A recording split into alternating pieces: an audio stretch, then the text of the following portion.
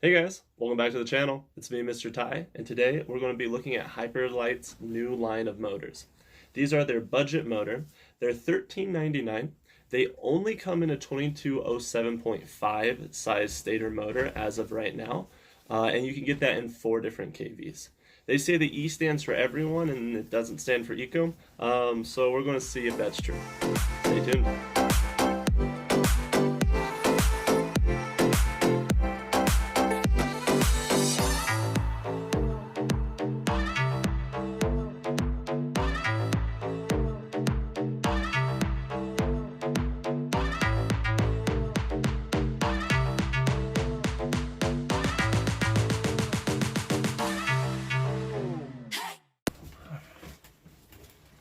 This is the new Ecoline motor from Pyrodrone.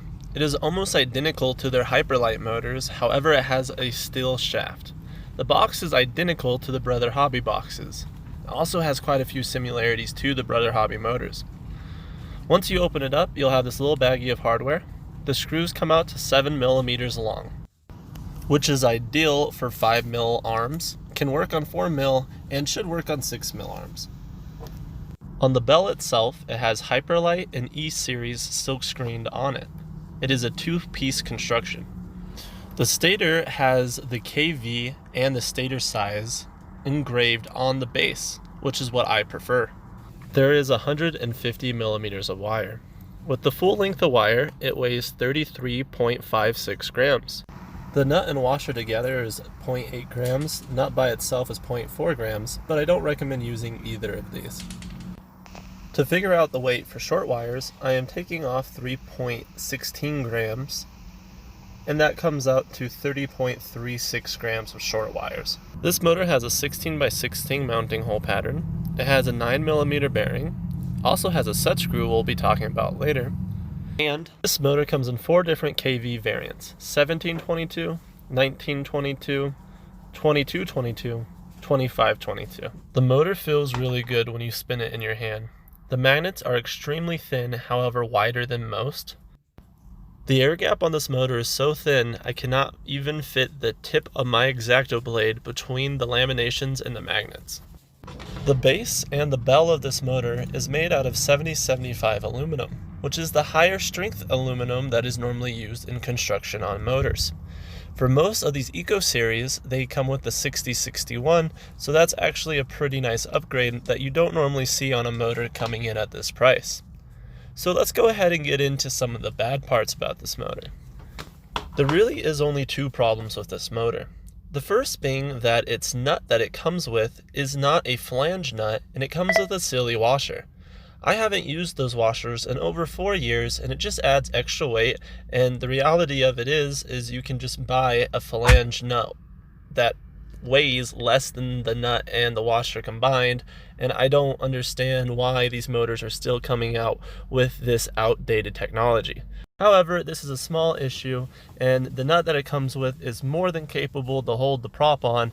I just don't like having a second washer. Anyways, let's get into the real issue with this motor, and that is the set screw. I don't know why so many of these eco motors have these absolutely terrible set screws with them. The reality of it is I'd rather have a C-clip that I can get off the motor than a set screw that is so stuck in the motor no matter what I do, I can't get it off. Now, on my last video, a lot of you commented that I was using Allen keys that probably weren't made very well. You also told me I should be putting heat on the screw for longer than I was. I heated the screw in my last video on the Brother Hobby motor for a minute, and a lot of you felt that that wasn't long enough. So I heated this screw for just over 2 minutes until I literally couldn't hold the motor in my hand anymore, and I still couldn't get the set screw out. I ended up stripping out 3 set screws on these motors. I don't know why these companies are putting so much Loctite or locking paste or whatever they're using to set these screws when you really don't need that much. On higher end motors, I've never had this issue of getting the set screw off, and I don't know why this is such a big issue nowadays. Maybe it's because I've never really tried to take a set screw off of a brand new motor. and I've only taken it off after needing to replace a bell or clean out the motor. So maybe through flying and it getting warmed up and beat around, it breaks up some of that locking paste. However, in my opinion, this is absolutely ridiculous and must be fixed on future iterations of this motor. Now, for $14, this motor is a steal, and I can look past the fact that I'm not able to get the bell off, but I am upset that I'm not able to show you guys the inside of this motor due to that reason. On my fourth motor, I didn't even try to take the set screw out, because after I fly a couple of packs through it, I'm going to see if my theory about after flying the motor for a little while, the set screw might come out easier, is true. And if that's the case, when I do my 2 or 3 month review on this motor after beating it around for a while, I'll show you the inside of the motor then. In the meantime, I do apologize, I can't show you the inside. I don't understand what these companies are doing with these set screws right now, and it really rubs me the wrong way.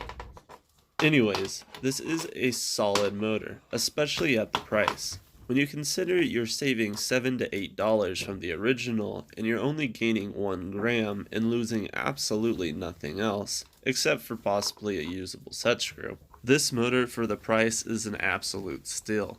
And when you consider the 4 kVs it has, it really is a quite comparable motor. If you want a good 6S motor, the 1722 kV might just be the motor for you. However, if you run high kV motors, the 1922 might be just as good.